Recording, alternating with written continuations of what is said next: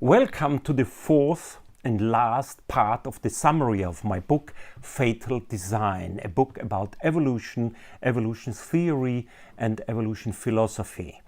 And I continue with the chapter Quo Vadis Homo.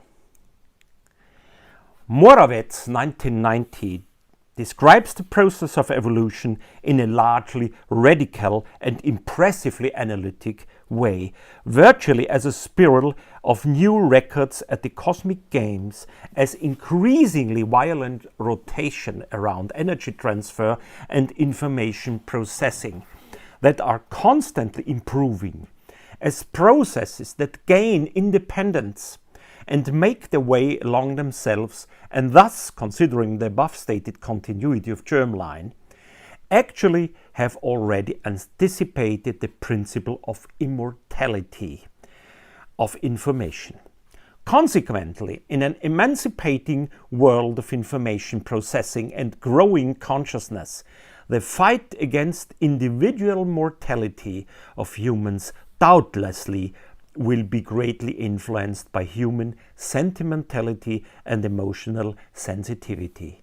We, the inventors of artificial intelligence, the instigators of consciousness evolution and of the tremendous information revolution, including information processing, will simply claim the right to preserve our individual contents of consciousness, along with all the simple, sentimental, and even childish, loving, tearful, joyful, and mournful memories and life utterances.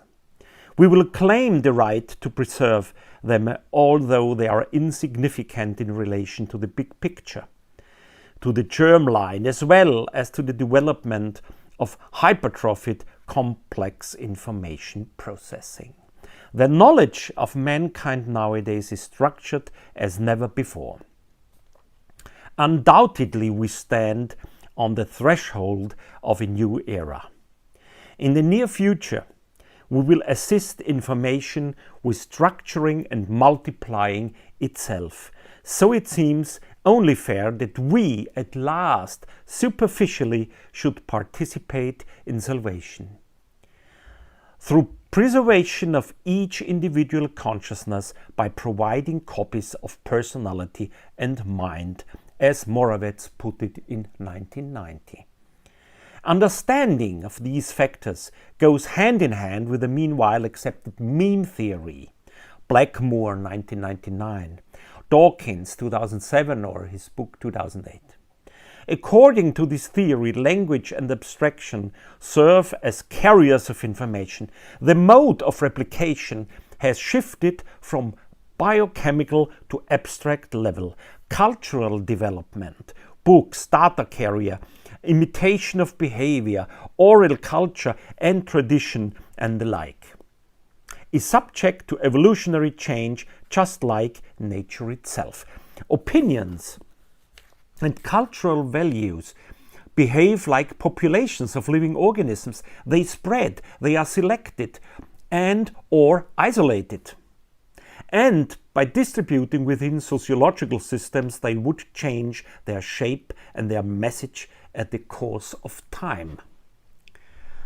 The understanding that the principles of evolution are generally effective and crucial of the meme theory, although being excluded from germline information, shows certain parameters of evolution as well. The basic idea is all replicators follow evolutionary principles. Memes survive because they appeal to the human psyche in a particular way. The spreading of memes is based on the fact as well. Corresponding memes are taken up by the first meme. Meme plexes are formed, and gradually religions, political convictions, or generally speaking cultural traditions develop. 4 malignant meme pools for Western civil societies are identified and described in my book Fatal Design. First, the mimetic phenomenon of destructive and libidinous violence, the parasitic behavior of sadomasochism. Second, the religious meme, the danger from inside. Third, the alarmism's meme, or how we learned to love disaster.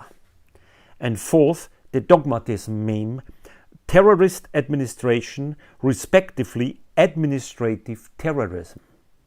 In consideration of the basic message about malignant meme pools, I want to form the following thesis statement. Developed civil societies tend to generalize negative attributes of total institutions. The obvious lack of development targets lead to the downsizing of the very facilities that had been development target or at least appreciated attendant phenomena. In a roundabout way, a network of regimentation established of strengthens while becoming increasingly dogmatic and simultaneously provoking growing state control. The term total institution derives from sociology. It was introduced by Everett Hughes and made popular by Irving Goffman. Total institutions are organizations that exercise complete control over their members. They are subject to supervision by a general authority, and all activities and other life utterance are meticulously planned, their order being dictated by explicit rules and by a cadre of functionaries. Total institutions are penal institutions, approved schools, mental hospitals, and foster homes, but also even in mitigated nowadays schools, boarding schools, and hospitals. In stable civil societies, the principles of total institutions gradually encroach on everyday life and begin to damage society from inside. Regulations become stronger and finally dogmatic, as demonstrated by numerous examples in this book. Networks of enhanced surveillance are established to deal more and more effectively with breaches of the rules. The consequent fines create a market of revenues, strengthening itself and leading on to establishment of constantly new control mechanisms and subsequently also new control systems. A vicious circle develops, which makes the withdrawal of rules and orders and the relaxation of control nearly impossible. In addition, alarmism memes, which get promoted by the mass media, accelerate proceedings and in turn create new markets for new regulations. A classical description of interior mechanisms of total institution has been given by Scheutz in the year 2008. Most inmates formally cooperate with the executive board, but inwardly dissociate themselves.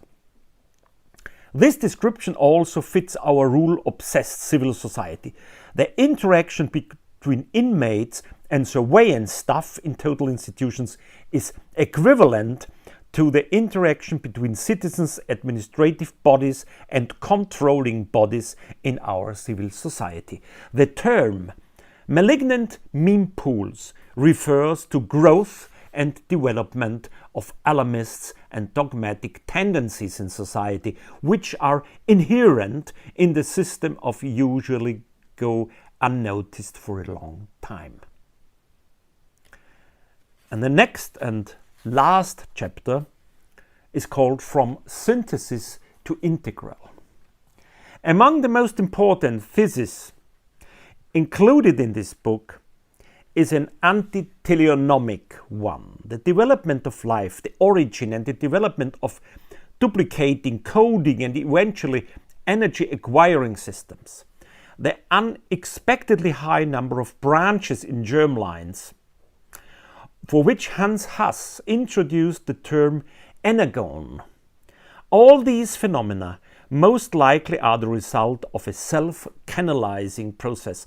I have compared this process that started billions of years ago to an enormous meat grinder, the rigid stuffing tube of which has been mincing the vast number of living organisms ever since.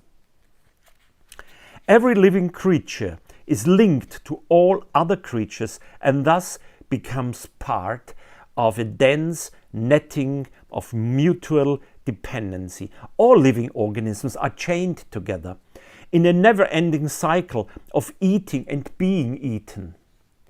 The way has been the goal, but no goal has predetermined the way. Consequently, evolution is best understood if we get rid of the idea of implausibility.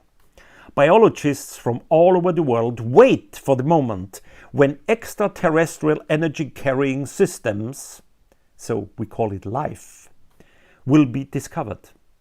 Then at last we would know about similarities as well as about differences. Self-canalization is associated with another condition. Life is an ordinary phenomenon if one considers the chemistry of carbon and the reactions of carbon atoms under proper climatic conditions. Only the way it happens is unique for each germline, no matter on which planet it might have developed. For this reason, the development of human life probably is unique, though not implausible. In principle, in my opinion, evolution is an extensive process that started with prebiotic chemistry, has led to the highest biological form of organization, the self-conscious human, and will proceed. Evolution, an ongoing, ever-present process of development on our planet over the course of 4 billion years, nearly 4 billion years, has generated the following essential levels of organization. First, matter gained the capability of code and to duplicate. Chemical evolution generated macromolecules which enabled transmission of identical information. Second, matter gained the capability to provide energy for itself by using living organisms as a supporting medium for duplicating molecular strands. Thereby, two steps were essential. Firstly, the development of a protective cover, the cell, was generated, a structural unit being energetically independent and kept alive by its own metabolism. And secondly, the invention of sex. Genetic recombination speeded up the information progressing spiral dramatically by facilitating the generation of a great variety of mutants in a short time, mutants that could prove successful in their natural environment. Third, matter gained the capability to simulate itself. Human consciousness and self-reflection began to play an important role, and mimetic competence in speech and writing speeded up to the information progressing spiral once more. According to the main thesis of this book, consciousness does not only imply a higher stage of development, but also a jumping quality of information processing. Consciousness came into the world and did not want to die again. The beginning of awakening was marked by constant, desperate effort to overcome finitude. Terms like mega-energons, mimetic evolution, cyborgs, artificial intelligence, and artificial life refer to fields of activity and theories that will successively grow together. Considering various points of view, it becomes more and more obvious that consciousness is a new stage of world perception, opening up new possibilities for the passing of knowledge. Thus, consciousness is just a preliminary first step to quite a different form of evolution. And therefore, it was necessary to pay particular attention to harm and death in this book. Without discussion of these limiting factors, which influence our welfare as well as our mental development, a crucial aspect of this integral reflection on evolution would be missing. I could not have written this book without viewing humans as border crossets who are moving between two worlds. We are standing right on the mountain ridge, mercilessly surrounded by the transience of ourselves, and strikes us over and over again, and suddenly we see an incredible world appearing on the horizon, the incredible world of virtual existence, full of wonders, full of hope and fulfillment, full of everything that human beings ever imagined and ever dreamed of. It seems within our reach, yet it is still far too distant. Or, as Julian Jaynes put it, the inner universe, which is truly ourselves and more truthful than any mirror image, will gradually take shape in the future. So we've come full circle. According to the explanation given above, there is no reason why the synthetic theory of evolution should not be replaced by an integral theory of evolution. If we understand that biological design may be fatal, we will also realize that we can definitely rely on the power of our consciousness. I hope that we soon will be able to renounce nature-oriented ethics, because nature has turned out to be anything but a wise and charitable advisor. In my opinion, there are two basic pillars of profound and future-oriented ethics: human rationality and human compassion. They make me feel optimistic about the future. We need neither creation nor a creator to be good. Love and kindness do exist. They are like golden threads that run through the entire fabric of our lives and make us feel rich. Our consciousness enables us to think and feel beyond ourselves. The meaning of life is right in front of us, spreading like a lush, beautiful meadow. So we need not to worry. The fear of being lost in universe without the Creator is unfounded. It is up to us to take the initiative and shake hands. We do not need a goal or even a plan. We'd best act on a maxim worthy of Bertrand Russell indeed: to cause a few living creatures as possible as little suffering as possible.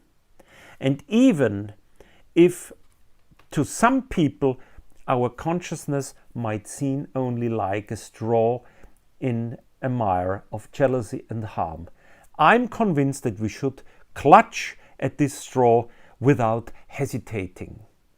This view also leads to the essence of the book, which reads as follows: the fact that it is beyond our power to watch our children grow old may evoke feelings of melancholy. It may also be true that at present we cannot do much more than give our parents, who feel the same kind of melancholy, support in old age. We can show our love and hold their hands when the last hour has come. We also can protect our children. We can hold them and caress them and help them feel secure, and thus give them a good start in life. That's what we can do. No matter if we feel uneasy or quite good about our part, we just can go our way by opening ourselves to reason and knowledge, by promoting science and research, and by concentrating the best of humans' ability on progress, until someday we might be able to celebrate immortality of human consciousness, immortality of individuality. Until someday we will be able to say that everything